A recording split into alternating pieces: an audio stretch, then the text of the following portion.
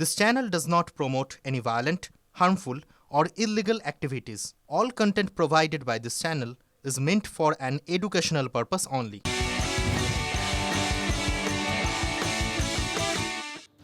এই মুহূর্তে যে খবরে নজর রাখবো, 4 মাস ধরে ভাতা আটকে পুরসভার শিশু শিক্ষা কেন্দ্রের শিক্ষিকাদের। ভাতা না পেয়ে নুন আনতে বাধ্য হচ্ছে কর্মীদের।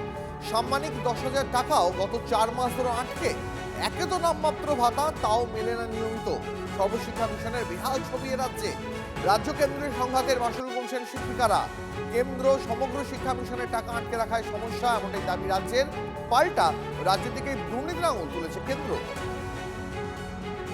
হ্যাঁ, বেতনটা অনেকই কম।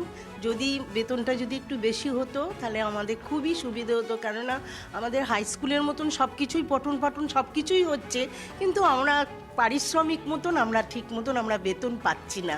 রিটায়ার্ডের আমরা কোনো বেনিফিট পাচ্ছি না, কিন্তু আমরা এই নিয়ে আন্দোলন করছি। মহিদুলদার সঙ্গে আমরা যোগাযোগ করছি যাতে 5 লাখ পাওয়া যায়, সেটার কথা আমরা তার জন্য আমরা আন্দোলন করছি। যদি পাওয়া যায় তো খুবই ভালো। অনেকে এর আগে দিদিমণিরা রিটায়ার্ড হয়েছে, তারা খালি হাতেই রিটায়ার্ড হয়েছে, তারা কোনো বেনিফিট পায়নি।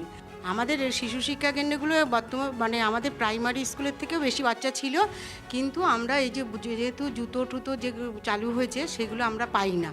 তা সেই কারণে এটা একদম বলেই দেয় যে এখানে তো ড্রেস টেস্ট কিছু দেন না, আমরা বাচ্চা নিয়ে যাবো। প্রত্যেক বছর আর 5টা 7টা করে বাচ্চা এইভাবে ড্রেস জুতো খাতা টাতার জন্য আমরা সব প্রাইমারি স্কুলে যে সুবিধাগুলো আছে সেগুলো আমরা টিএলএম কিছুই পাই না।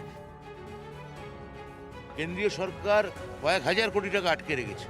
এই যে আপনি যাদের কথা বললেন সর্বশিক্ষা মিশনের কর্মীরা, এরা আমাদের টাকা বাড়ানোর পরিকল্পনার কথা মুখ্যমন্ত্রী নিজেই বলেছে, কিন্তু যতক্ষণ না ওদের যে ন্যায্য টাকাটা সেটা কেন্দ্রীয় সরকার যতক্ষণ না ছাড়ছে আমরা তো টাকা বাড়াতে পারছি না।